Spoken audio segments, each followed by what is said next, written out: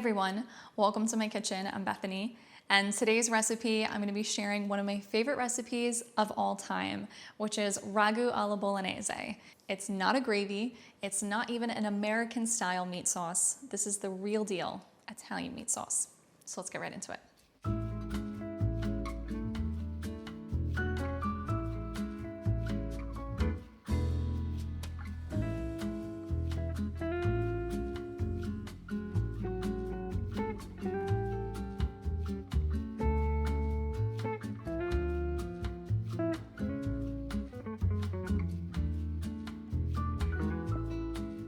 Okay, so the first thing that we're gonna get going is our soffritto for the sauce. And a soffritto is just carrot, celery, and onion, and that's gonna give this sauce a lot of flavor. And what I'm gonna do is I'm actually not gonna chop everything up with a knife. I'm gonna use a food processor for this. It makes it a lot easier, and in a bolognese, you either can do the vegetables in bigger chunks, which I personally don't like. I like when I have a bolognese and I cannot see any of the vegetables in it. So I like the food processor for that reason. It chops it really small. And we're gonna be doing 2 medium to large carrots, 1 onion, and I'm doing red onion. So you can use either yellow or red, and then 2 celery stalks. And then what we're gonna do is just pulse this a few times until it turns into really little pieces. So that's perfect. Now we'll get on to cooking the meat. All right, so I have a heavy Dutch oven pot heating over a medium to low heat, and we're first going to add a tablespoon of olive oil to our pot and a tablespoon of butter. And then we're gonna be using some pancetta. So I actually just get the pre-cut pancetta, and we're gonna be using 4 ounces of that. And we'll add this to our pot. And I like to use a Dutch oven pot for bolognese sauce. It's pretty typical to use one too. It gets nice and hot, and I really feel like a Dutch oven pot just cooks meat sauces, especially like this, just a little bit better than a stainless steel pot. But you can totally just use a regular sauce pot. So we're gonna cook our pancetta on a medium heat for about 3 to 5 minutes. We want the fat to render off, and we want it to just get a little bit browned. We're not trying to crisp it or anything because it's just gonna go into the sauce. It's not for texture. This is just gonna add a beautiful, rich flavor to the whole bolognese sauce. And if you are familiar with my channel, you might already recognize this recipe. I did this video when we first started our channel, and I wanted to redo it. Actually, as we're posting this recipe video, my birthday will be in a few days. And just as a little birthday wish, I was like, I just really wanna redo this recipe video because I feel like it deserved a better video, and it's one of my favorites. When we first did this video, we only had 1 camera. We had very little clue what we were doing, and I just really felt like it deserved a better video. So I wanna do it justice, so we're redoing it. So hopefully you enjoyed, even though you might have already watched that other video. We'll just saute that pancetta around in the pan. My pan needed a little bit of time to heat up. That's always the case when I'm using this portable burner, and we'll cook it for probably around 5 minutes. All right, so our pancetta is looking good. So now we're gonna add our soffritto that we chopped up earlier. We'll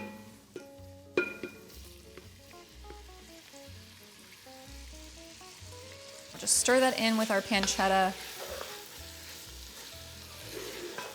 I'm gonna add a healthy pinch of salt to our soffritto. That will also help the onions sweat in there too, get some moisture coming out of everything. And we'll cook this for another 3 to 4 minutes with the pancetta, just for everything to soften down before we move on. All right, so our soffritto has been cooking for about 5 minutes now. It's nice and soft, which is what we want. And now we're gonna add our meat, which is the focus of a bolognese sauce. So we're gonna be doing 1 pound of pork and 1 pound of beef. Sometimes you'll find pork in bolognese sauces, sometimes you'll just find beef, but I like to do a combination of the 3 different meats, and we'll use our wooden spoon to break that up. This is not like my Italian meat sauce. That sauce is, as I've explained in that video, it's a very saucy sauce. It's more focused on the tomatoes and the meat, and this is primarily just focused on the minced meat. And that's really how a traditional Bolognese sauce should be. It's just really rich, hearty, and full of meat. And before we go ahead with the cooking process, I'll sprinkle in another healthy pinch of salt. We want to make sure we season all steps of this sauce so that we build flavor throughout the whole process. All right, so our meat is browned. The next step for our Bolognese is we're gonna add some wine. So I think typically a lot of people would assume that red wine would be traditional in a Bolognese sauce, but actually white wine is the most traditional in a authentic Bolognese sauce. So we're gonna be using white wine today. However, I love red wine in this. So you can really use any one, but you just wanna make sure that you're using dry. So a good quality dry white or dry red. So we'll stick to being traditional today and use white. We're gonna be doing 3/4 cup of white wine. We'll cook off that alcohol for a few minutes and just allow the wine to really flavor the meat up. All right, so after the wine is cooked for just a couple minutes, we're gonna add tomato paste. So we'll add about 3 tablespoons of that. And I like cooking the tomato paste in this step because it really helps build a little bit more flavor than just tossing the tomato paste into the sauce, as I used to do.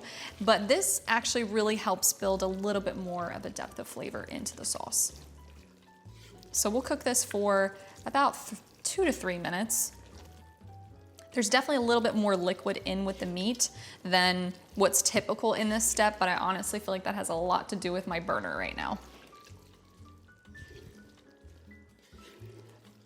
All right, so after we cook the tomato paste, we're going to finally add the rest of our ingredients, or most of them.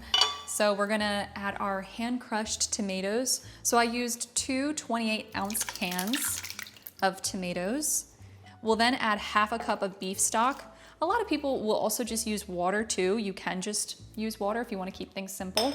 But to just create a little bit more flavor, I wanted to use beef stock, or chicken stock can work too. Then we're gonna add a Parmigiano Reggiano rind. If you are familiar with my recipes, you know that I use these a lot in sauces, and this is just the outer shell that the cheese is aged in. So we'll put that in there. That's a nice big thick one. It still has a good bit of cheese on it. And that's gonna really infuse delicious Parmigiano Reggiano flavor into the sauce. And then another traditional ingredient in a Bolognese is actually a pinch of nutmeg. So we'll grate a little bit of this in there. And this is just a nice warming spice. I think a lot of Italians felt like it paired really nicely with the meat and the tomatoes. Smelling the spice with the tomato sauce, it really, I mean, you can see why it pairs well with a Bolognese sauce. Okay. And then we'll do another healthy pinch of salt. And then a healthy pinch of black pepper. So now we're gonna cover this, and I'm gonna partially cover it, leave a little bit of some room for the moisture to escape just a little bit. And what we're gonna do is let this cook for about 4 to 5 hours. This definitely needs time to develop and flavor. So what we're gonna do is just let it cook, let it do its thing, and you're going to just leave it on a very low to gentle simmer, and make sure that you're stirring it every 30 minutes at least, so that we're not getting any burning on it. And also you wanna make sure that that Parmesan rind is not sticking to the bottom, because it can definitely do that and then burn. So just make sure it's moving and being stirred, and then we'll add some stuff towards the end of its cooking process.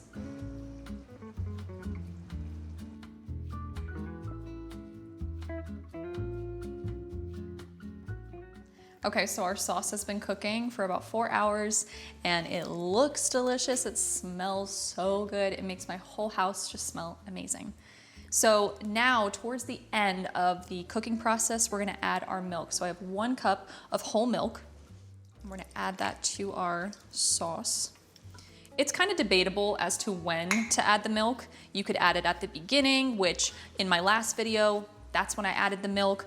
It can help tenderize the meat while it cooks, or you can add it halfway through the cooking process. I've really tried the milk in all steps, and it's nice towards the end because you can really taste that creaminess, but you can add it really at any part of the cooking process. So I'm gonna now let the milk cook with the sauce for like 20 more minutes, just while I cook my pasta. That way, it's not right at the end that we're adding the milk, it can cook a little bit, and so then we'll serve it with the pasta.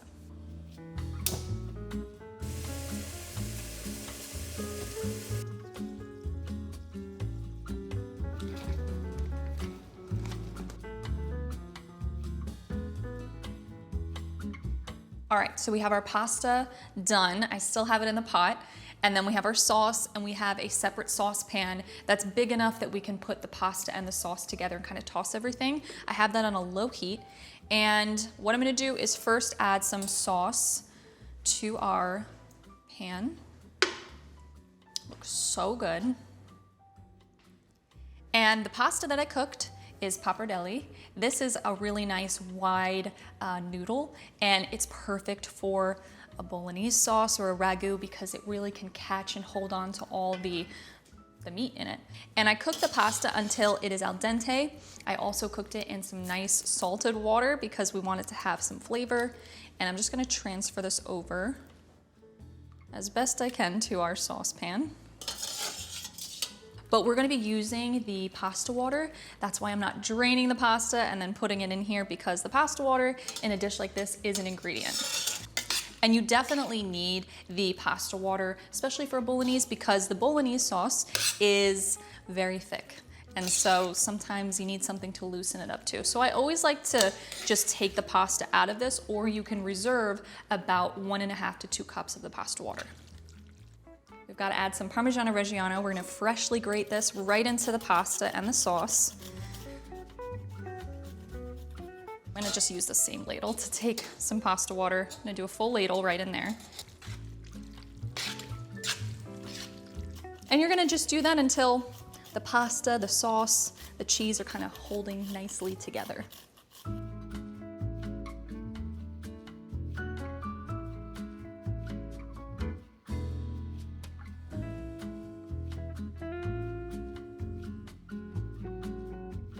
All right. So now we get to taste it, which is the best part.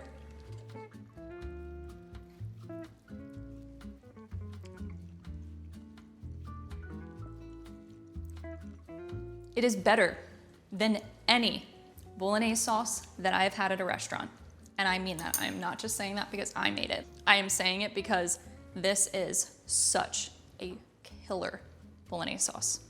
It is just phenomenal in every way. The flavors are just so beautiful and robust from the sauce.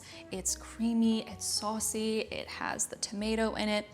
It is probably my #1 recipe on my whole channel that I will say you have to try it. It's just that good. But we have a taste tester, my dad, who will come and taste this as well, and we'll see what he thinks. All right, welcome, Dad. Good afternoon. You're here to taste. Thanks for inviting me over. You're welcome. I was just working on a car, changing the slave cylinder on a '86 Porsche. I figured that you were doing something along those lines. Thank you for coming and tasting. Sure. So you've had this before. You've had this recently, but this is the official name is ragu alla bolognese. So it's a bolognese sauce with pappardelle. You can go ahead and try it. Does it have the wine that Yes. the other? Dad likes the wine in the I like sauce. that. Really tasted very nicely. Yes. This has white wine. Okay. I'm not an aficionado on wine, but very good. It's hot, tasty. Yes, I made sure it was hot for you. I like it a lot. Good. Yes, because I've made a lot of different meat sauces. I don't know if you can tell the difference between all of them. Well, I probably can't because they all taste good and I like them, and I've had them on spaghetti, different types of spaghetti. But I do like them on the noodles. It really brings out the flavor nicely. Yeah, the spaghetti kind of like falls off of it. I was kind of saying that earlier. With that, I'm going to exit and I'm going to eat this and Okay. enjoy it. All right, sounds Thank you good. very much. Thanks so much, Dad. Again, good afternoon and thanks for lunch. You're welcome. All right, well, our taste tester approves the recipe. And I hope that this video was helpful for you if you are trying to learn how to make a really good Bolognese sauce. And this is really one of my favorite recipes of all time. I layer this into lasagnas. We have a lasagna recipe for that. And with all different types of pasta, you can even put it in a baked ziti. It is just delicious with anything. So I hope you guys enjoy it. And as always, I'll catch you in the next recipe and I'll see you in the comments.